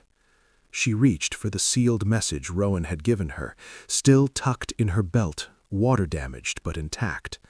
Kael took it, broke the seal, and read in silence. His expression shifted slowly, from confusion to concern to something colder. "So, the council means to cut us down before we ever reach Aldervale," he muttered. "They want a divided kingdom. That's why Rowan sent me. We need your warriors before it's too late." Kael tossed another log into the fire, the flames rising. "Rowan always seeks peace. I respect that. But peace means nothing if we're already dead." He turned back to her. "Tell me everything." Ira did. The fires in the city, the serpent sigils, the traitor Rowan suspected, the council's sudden dangerous boldness. Kael listened without interruption, his jaw tightening bit by bit. But when she mentioned the council knowing about a secret heir, Kael's eyes sharpened, too sharply. "You're sure Rowan said that?" he asked. "Yes, the council knows about his brother's bastard." Kael stood abruptly. "What is it?" Ira asked. He stared into the fire for a long moment. "There have been whispers among the clans, rumors of a boy, grown now, who spent years wandering the borderlands, avoiding both Aldervale and the council." Ira's breath caught. "You think he's the bastard?" Kael didn't answer. Instead, he murmured, if that boy still lives, he could unite the realm or tear it apart. Before Ira could question him further, the door burst open. A young scout rushed in, panting hard. Chieftain, riders approaching from the south. Kael's hand went to the axe strapped to his belt. How many? Three? No. 4. Moving fast. Ira's heart quickened. Kale's eyes narrowed. Serpent riders? The scout nodded. Most likely. Kale turned to Ira. You can stand? She struggled to her feet, bracing herself on the wooden frame. Enough to fight. Kale grabbed his cloak. Good, because they're not here to talk. Meanwhile, miles away at the citadel, Rowan stood before a group of soldiers preparing to ride out in search of Ira. Tamsin rode at their head, armored in black leather, determination burning in her eyes. "You don't have to go," Rowan said. "I do," she replied. "Ira risked her life for us. I won't leave her to die." Rowan nodded, pride flickering across his face. "Bring her back." Tamsin tightened her reins. "I will." As she rode out with 20 riders behind her, Rowan remained on the battlements, staring toward the north. He could not shake the feeling that every move he made was already being watched. And far below, in the depths of the citadel, the hooded figure with the serpent ring received word from a trembling servant. The girl survived. A man pulled her from the river. The hooded figure turned, voice dripping with quiet fury. "Then the clans will unite sooner than expected." The servant swallowed. "What should we do?" "We change the plan," the figure said. "The girl and the chieftain die, but the bastard—" He paused, a cruel smile spreading beneath the hood. "The bastard must be found." Back in Stormmoor, Kale and Ira stepped outside as the fog parted. 4 dark riders emerged from the southern trail, serpent sigils gleaming faintly in the dim light. Kale gripped his axe. "Stay close." Ira drew her dagger, breath steadying. The serpent riders slowed to a stop, blocking the path. Their leader raised a blade and pointed directly at them. "Hand her over," he said, "and we might let you live." Kale smiled, a dangerous, calm smile. "You can try." The wind stilled, the fog thickened, and the battle began. Chapter 15. Blood on the Snow. Steel clashed in the cold morning air as Kyle charged the nearest serpent rider. His axe swung in a brutal arc, shattering the rider's guard and sending him crashing into the snow. Another serpent rider lunged at Ira. She ducked beneath the blade, swept his legs from under him, and drove her dagger into his side. Her body still ached from the river, but adrenaline pushed her through the pain. Kyle lowered, smashing through a third attacker. The final serpent rider retreated several steps, realizing too late that he was badly outmatched. "Run," Kyle warned him. "Tell whoever sent you what happens when you threaten Stormmoor." The rider hesitated, then fled into the woods. Ira leaned against a stump, breath ragged. "They followed me all the way here. They won't stop, Kyle." Kyle cleaned his blade, his face grim. "Then we end this before they return with more." Before Ira could respond, the scout from earlier approached cautiously. "Chieftain, you should see this." He handed Kale a small metal token taken from one of the dead riders, a serpent sigil, cracked down the metal. Ira frowned. "I've seen that symbol before." Kale nodded slowly. "Not all serpent riders serve the same master. This sigil is broken. That means this group is operating under a hidden command." Ira stiffened. "The council?" Kale's eyes darkened. "Or someone above them." Meanwhile, miles south, Tamsin and her riders pressed through the forest at full speed. Her breath fogged the air, her cloak snapping behind her. She would not fail. As they rode, one of the scouts called out, "My lady, tracks!" Tamsin halted. The tracks were erratic, deep, and spread, signs of a struggle. And blood. Tamsin clenched her jaw. "Ira, you stubborn girl, please be alive." They followed the trail north. Meanwhile, in the citadel, Rowan stood in the throne chamber alone. The flames flickered low. The hall felt wrong, heavy, like the stones themselves were listening. He placed both hands on the table, trying to breathe through the tension building behind his ribs.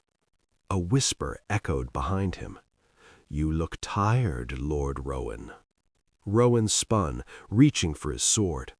The hooded figure stepped from the shadows, calm, unhurried, serpent ring glinting. "How did you get past the guards?" Rowan asked. "The same way I've always entered this castle, without being noticed." Rowan's stomach twisted. Your council." "I am more than that. I am what the council fears." He pulled back the hood. Rowan's breath stopped. The man's features were familiar, very familiar. "You," Rowan whispered. "No, it can't be." The man smiled softly. "You're looking at the truth you've tried to bury." Rowan staggered back, voice shaking. "You're the bastard." The man bowed his head slightly. "Eldrick, son of your brother, the true heir." Rowan's world tilted. All those years of rumor, all the whispers, and now the truth stood before him, wearing a serpent ring like a crown. Eldrick stepped closer. "Your father exiled my mother, denied me a name, denied me a home." His eyes darkened. "I won't be denied a kingdom." Rowan unsheathed his sword. "You won't take Aldervale." Eldrick smirked. "I already have." He snapped his fingers.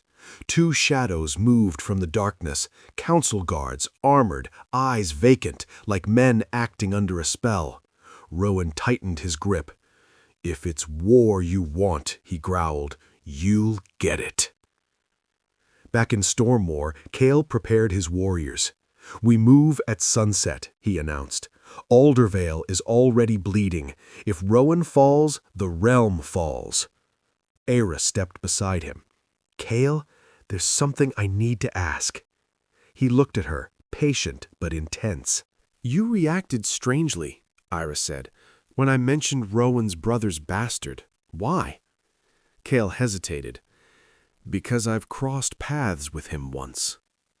Aira's eyes widened. "You've met him?" Cale nodded. "Years ago, a traveler seeking shelter. Quiet, observing everything. A serpent tattoo on his shoulder, half-healed. I never knew his name." "What was he like?" Aira asked. Cale's expression turned grave. "Like a man waiting for revenge." Before Aira could reply, a lookout shouted from the watchtower, "Riders approaching!" Cale and Aira rushed outside. It wasn't enemies. It was Tamsin and her 20 riders arriving at Stormmoor, horses steaming, armor gleaming. Aira's heart lifted. "Tamsin!" Tamsin dismounted quickly, relief flooding her features. "By the gods, you're alive!" They embraced tightly. Cale approached. "Lady Tamsin of Aldervale." Tamsin nodded respectfully. "Chieftain Cale, we ride for the same cause." Aira stepped between them. "Rowan is in danger. The council knows about the bastard heir." Cale exhaled. "And I fear he sits closer to power than Rowan realizes." Tamsin's eyes widened. "Then we ride now, before the citadel falls." Cale raised his voice, calling to his warriors. "To arms! United we march!" Dozens of clan warriors roared in response.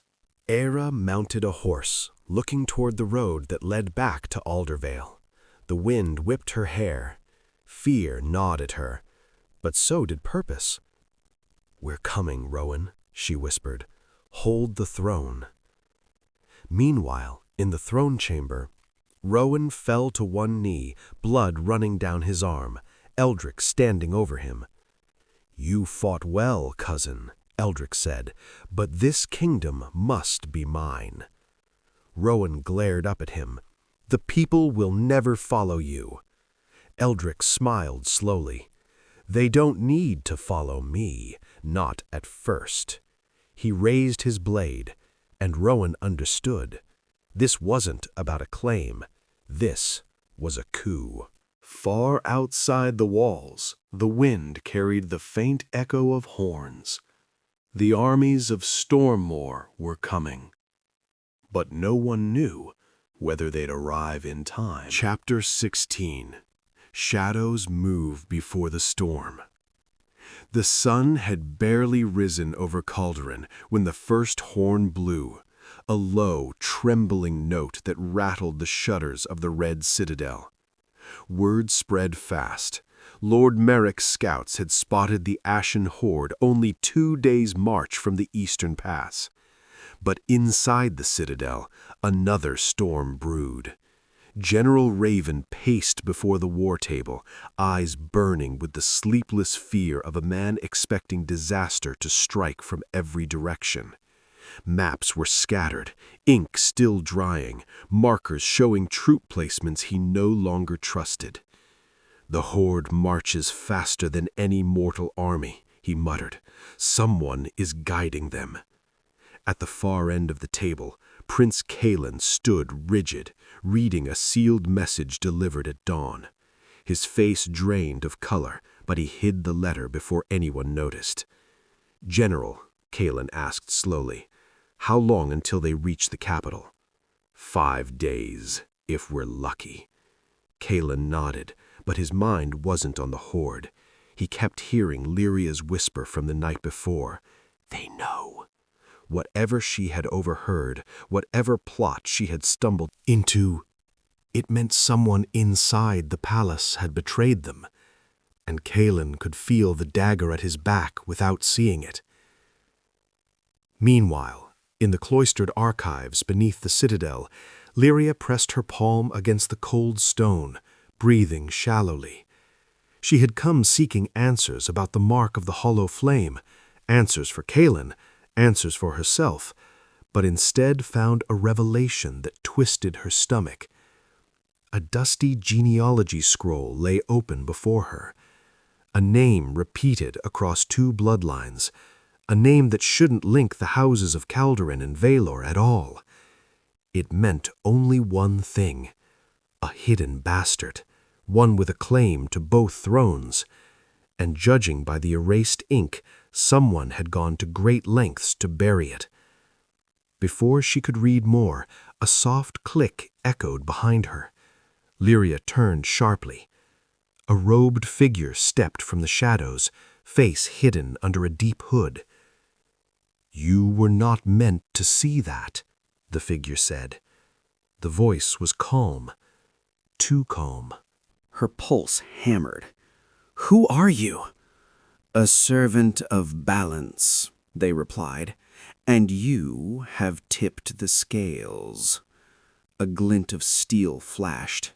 Lyria bolted. Elsewhere, in the smoldering remains of Heron Ridge, Lord Merrick rode along the charred landscape, jaw tight. The Horde left no bodies, no tracks, just ash, and symbols burned into the earth. Each mark pulsed faintly, like dying embers. Merrick dismounted, crouched, and pressed 2 fingers against one of the symbols. It burned him. He snatched his hand back, eyes wide. "Dark magic hasn't walked these lands in 1,000 years, his captain whispered. Merrick's voice was grim. "It has now." He mounted again and set his horse toward Calderon. "We ride to Kalen. There are truths he must hear." Back at the Red Citadel, Kalen stood alone on the balcony overlooking the training yard. Soldiers moved below, drilling with a ferocity born of fear. Every clang of steel echoed like a warning. He reached into his cloak and pulled the letter from earlier. His father's seal broken, the ink still fresh, the words heavy. "Do not trust the council. One among them serves the Horde." Kalen crushed the letter in his fist. If the council was compromised, the kingdom was already bleeding from within. Bootsteps rushed toward him. "Your Highness," it was Captain Wren. "Lady Lyria is missing." Kaelin's heart clenched. Missing? Yes, she was last seen entering the archives. She never came out. Kaelin didn't hesitate. Sound the inner alarm. The captain froze. For one woman? Kaelin's eyes were sharp as a blade. For the one woman who may be the key to stopping all of this. Wren bowed and sprinted off. Kaelin stared east toward the coming storm. Enemies outside the gates, traitors inside the walls, and a truth hidden deep enough to kill for. Whatever secrets Lyria had found, someone wanted them buried with her. The prince exhaled slowly. "Let them come," he whispered. "I'm done waiting." Chapter 17. The Archives of Silent Names. Dust still drifted in the air as Lyria sprinted through the labyrinth of stone corridors beneath the citadel. Her footsteps echoed, bouncing back at her like whispers of the dead. The hooded figure's presence lingered behind her, soft, steady, unhurried. A predator that didn't need to run. Lyria stumbled into a torchlit hall and slammed the heavy iron door shut behind her. She slid the bolt across with shaking hands. A moment passed. Then a calm knock. "You cannot hide in a tomb of old ink," the figure's voice called. "Give me the scroll." Her throat tightened. She clutched the genealogy sheet to her chest.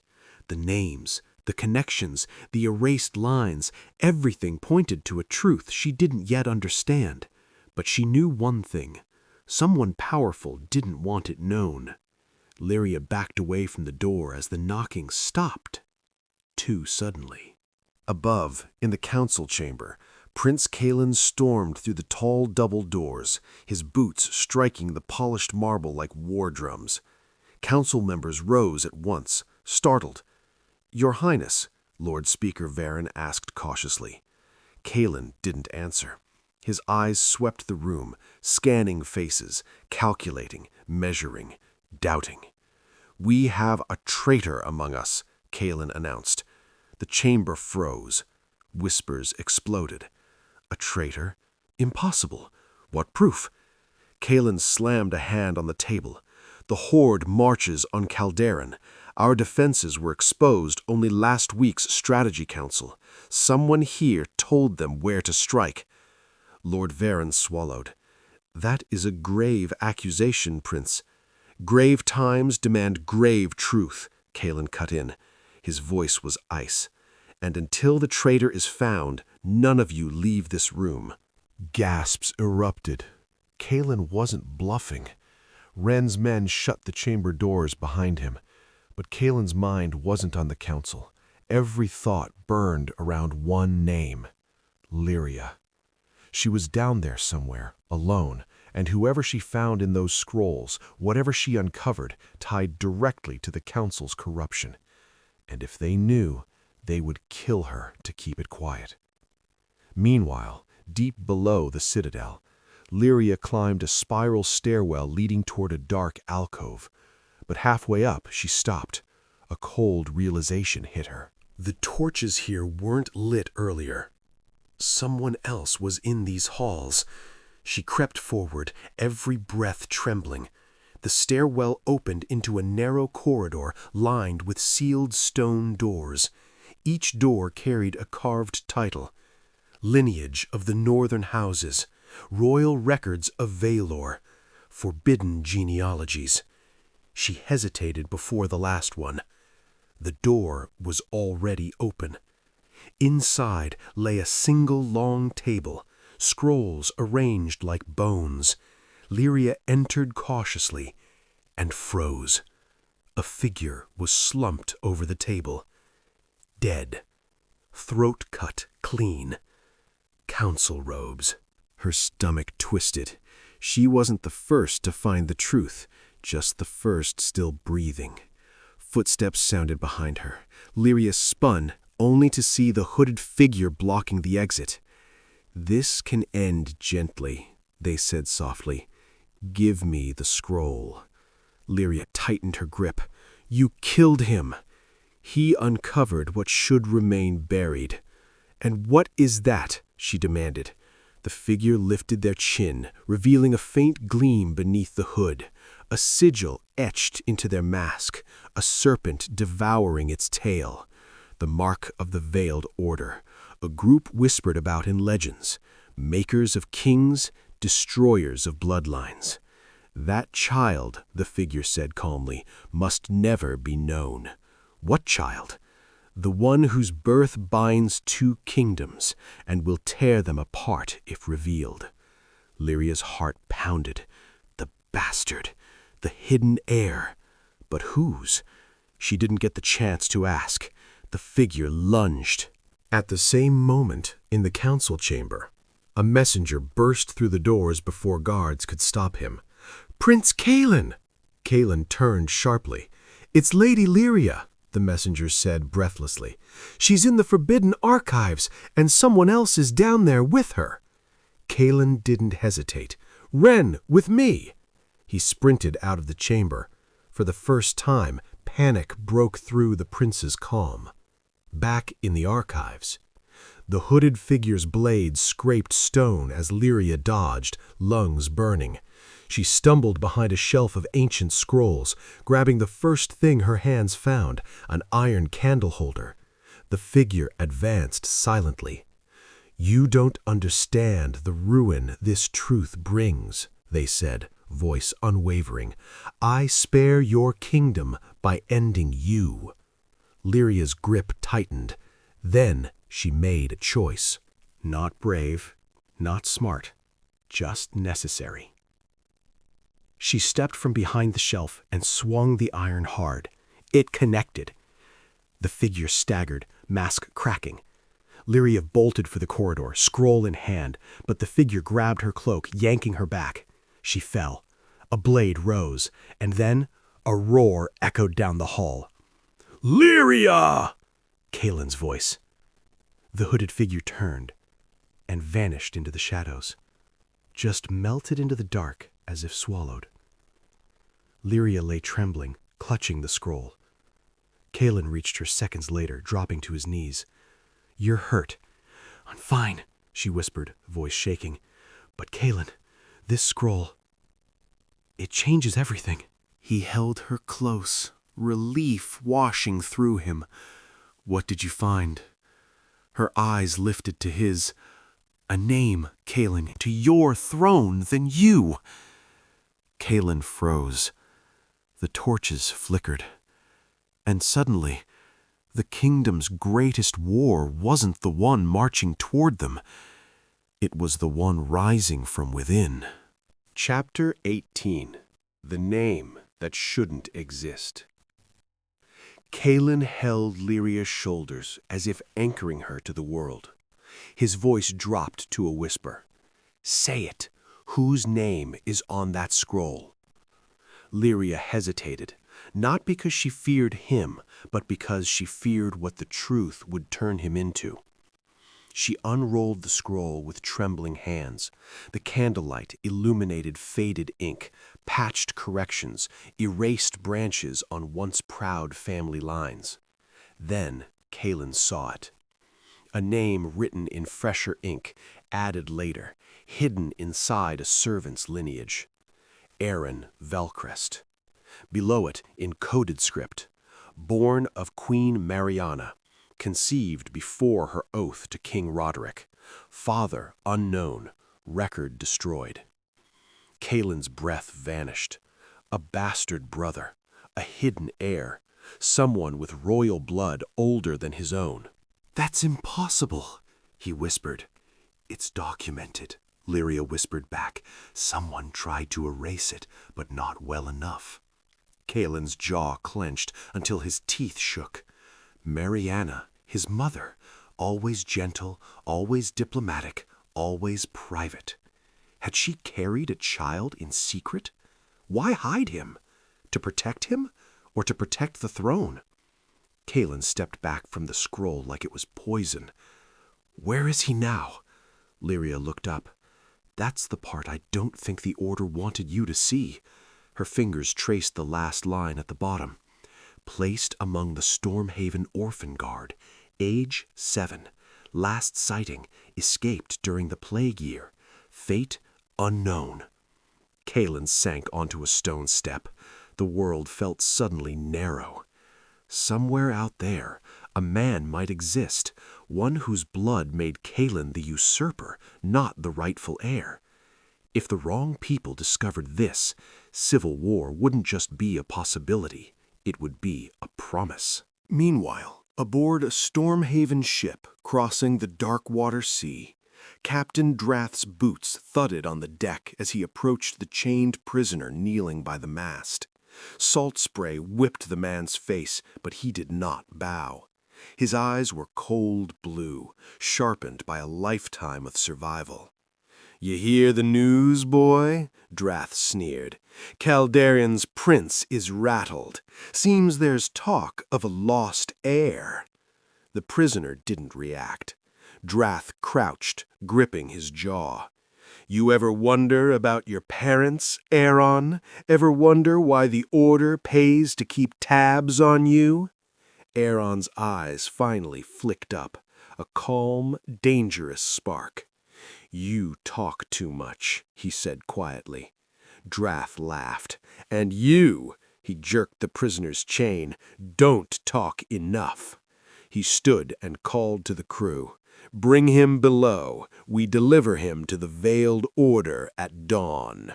Aaron rose slowly, eyes narrowing. He did not know who his parents were. He never cared. But the look in the captain's eyes told him one thing. He mattered. To someone powerful, and not in a good way. As they dragged him toward the stairwell, Aaron's shackles scraped the deck. He whispered, almost to himself, "Let them come looking." And for the first time since his childhood, he wondered who he truly was. Back at the Citadel, Kalen paced the council chamber like a trapped wolf. Lyria stood quietly at the door, giving him space. "Why would my mother hide him?" Kalen said finally, voice raw. Lyria spoke gently. "Maybe she did it to protect the kingdom from scandal. Maybe she loved someone the court forbade. Or maybe," she hesitated, "maybe she feared what her firstborn might become." Kalen stopped pacing. "Firstborn," he repeated. The word tasted like rust. Outside, thunder rolled across the towers, though the sky was clear. A cold wind whispered through the cracks of the old stone walls. Something was shifting. Something older than politics, older than blood. Lyria touched Kalen's arm. "There's one thing worse than a hidden heir," she said softly. Kalen looked at her. "What?" "A hidden heir the Veiled Order is actively searching for." Kalen's heartbeat slammed against his ribs. If the Order found this Aaron, whoever he was, before Kalen did, they could crown him, or weaponize him, or destroy him. A rival bloodline, a spark that could ignite war. Kalen grabbed his sword belt. "I need Ren. Mobilize riders, search every coast, every port. Find this Aaron, before the Order does." Lyria stepped closer. "And when you find him, what then?" Kalen's eyes darkened. "I don't know," he admitted. "That's the part that scares me." But somewhere across the sea, a storm broke loose. Waves crashed against the slave ship. Crew members scrambled. And below deck, in the darkness of the hold, Aaron Velcrest lifted his chains and snapped the rusted lock with a strength he didn't understand. His veins pulsed, his breath steamed. Something ancient stirred within him, something he didn't know he carried. He wiped blood from his knuckles and whispered to the shadows, "I'm coming home." Chapter 19. The Storm That Chose Its Heir. The storm crashed violently against the slave ship, tearing ropes from their hooks and snapping sails like whips. Crewmen scrambled across the tilting deck, shouting orders swallowed by thunder. Below deck, Aaron stood in the darkness, free of his chains, but not free of the thing awakening inside him. His breath misted in the warm air. His veins glowed faintly beneath his skin, soft lines of silver pulsing in time with the storm outside. Lightning flashed, and for a moment the entire hold lit with a blinding, unnatural white. Aaron flinched. What is happening to me? He pressed a palm against the wooden wall of the ship, and the wood hissed beneath his touch, frost spreading in a spiderweb pattern. Aaron jerked his hand away, horrified. Then footsteps approached. Captain Droth descended the stairs with 2 guards, blades drawn. Captured just off the coast of Istalia, Droth snarled. Aaron stepped backward, fists clenched. I don't even know who the hell the Order is. You don't need to, Droth said, raising his sword. You just need to die quietly. He thrust forward, and lightning struck the ship at that exact moment. Power surged through Aaron like a living creature. His eyes burned with cold fire. His hands rose instinctively, and a shock wave of freezing air blasted outward. The guards hit the walls, encased instantly from shoulder to boot in thick ice. Droth stared in terror. What are you? Aaron didn't know, but the ship groaned under the weight of the blast. Water flooded through cracks in the hull. Droth turned and fled up the stairs, slipping on the frost. Aaron stood alone, shaking, terrified of himself. He whispered to the storm, "Why me?" The storm didn't answer, but it carried him toward a fate written long before his birth. Meanwhile, in Calderon, Kalen strode through the palace war room, cloak swirling behind him. Ren walked at his side, sharp-eyed and tense. The scouts say the Horde has broken into 3 battalions, Ren said. They're moving faster than expected. How long before they reach our outer walls? Kalen asked. A day, maybe less. Kalen slammed a fist on the map table. The war had arrived earlier than planned, and the kingdom was divided at the worst possible moment. Lyria entered quietly, carrying the sealed scroll of Aaron's lineage. We need to strengthen the inner walls, Lyria said, and we need to secure the nobles. You can't afford internal revolt in the middle of a siege. Kalen looked at her, exhaustion softening his features. Lyria, do you think my people will turn on me if they learn the truth? She held his gaze. Some will, some won't, but the idea of a rightful heir, older, hidden, possibly blessed with something ancient, that idea can spread like wildfire.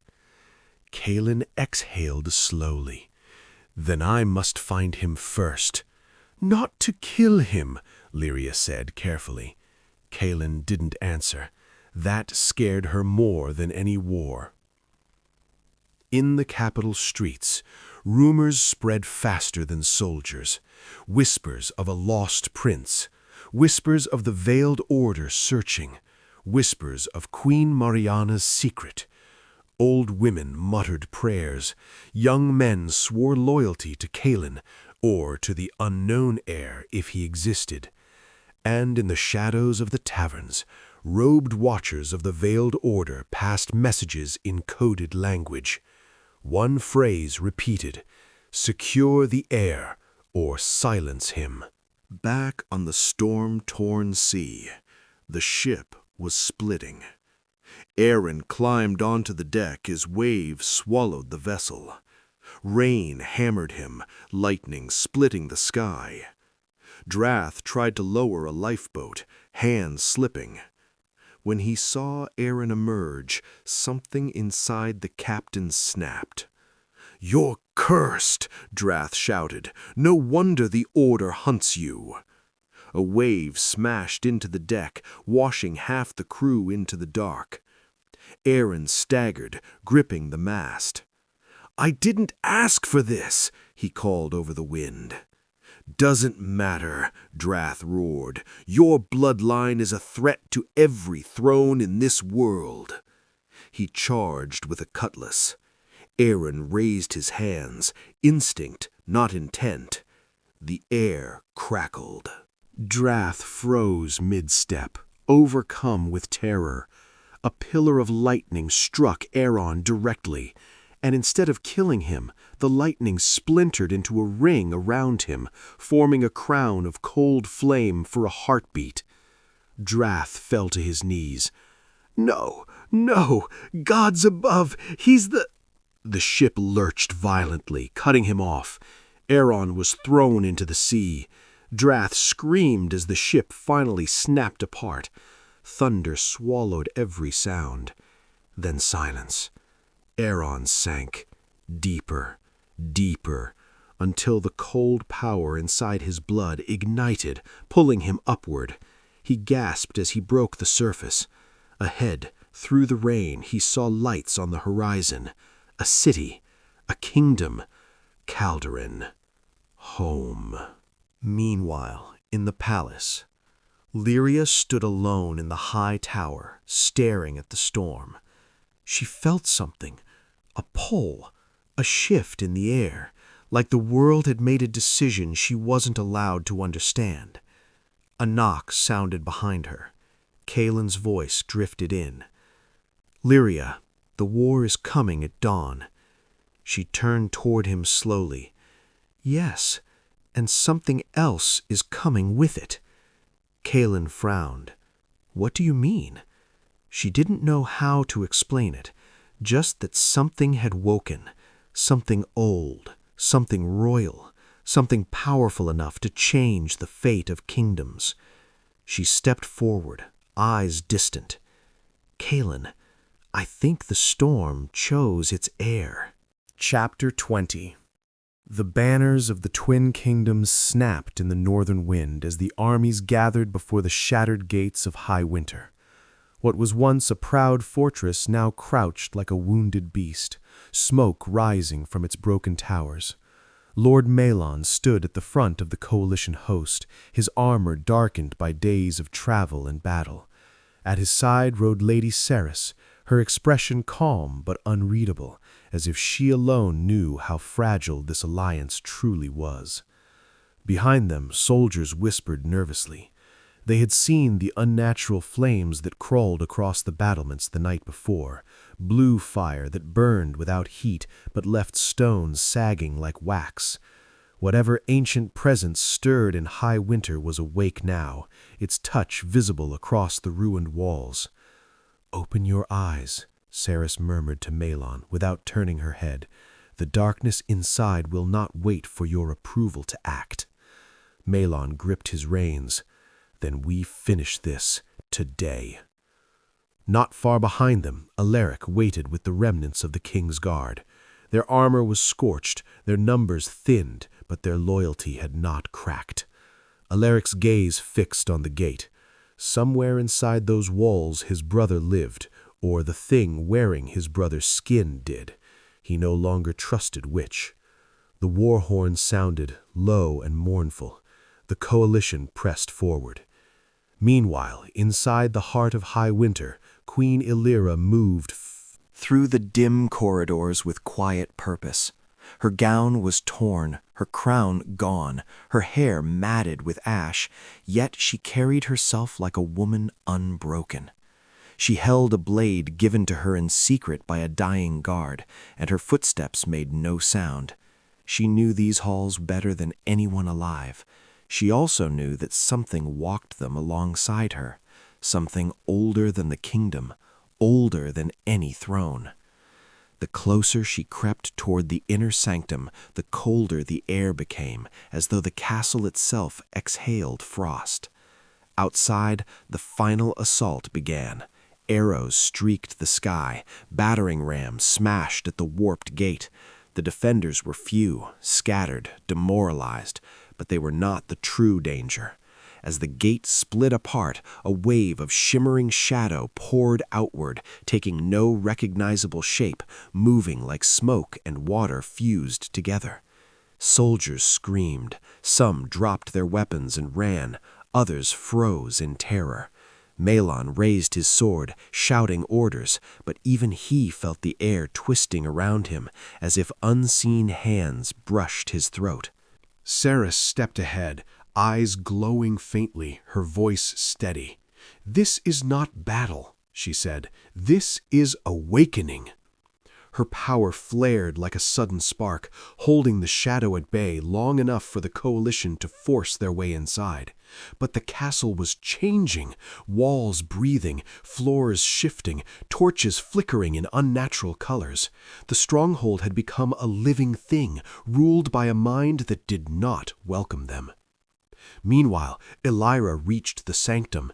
There, upon a pedestal of ancient stone, rested the source of the corruption, an orb of fractured crystal, pulsing with veins of dark blue light, and beside it stood a figure she once loved more than anyone, King Theron, her husband, or rather the version of him shaped by the relic's influence. "Elira," it said, voice layered with echoes, "you should not have come." Her heart twisted, but her grip on the blade tightened. "You are not him." The creature smiled with Theron's face. "I am what he was always meant to be." Outside the chamber the fighting raged. Malon pushed deeper into the castle, Saris shielding him from the shadows that tried to swallow them whole. Alaric fought like a man possessed, cutting a path through horrors he barely believed were real. All of them converged unknowingly toward the same place, drawn by the same final confrontation.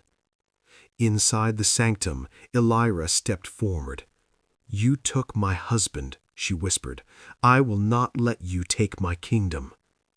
The creature's expression flickered, and for an instant, real sadness, Theron's sadness, crossed his face. "He asked me to save you," it said quietly, "and I will, but not like this." Elira lunged. Outside, Saris felt the castle shudder. "It begins," she whispered. Melian didn't hesitate. "Then we push now."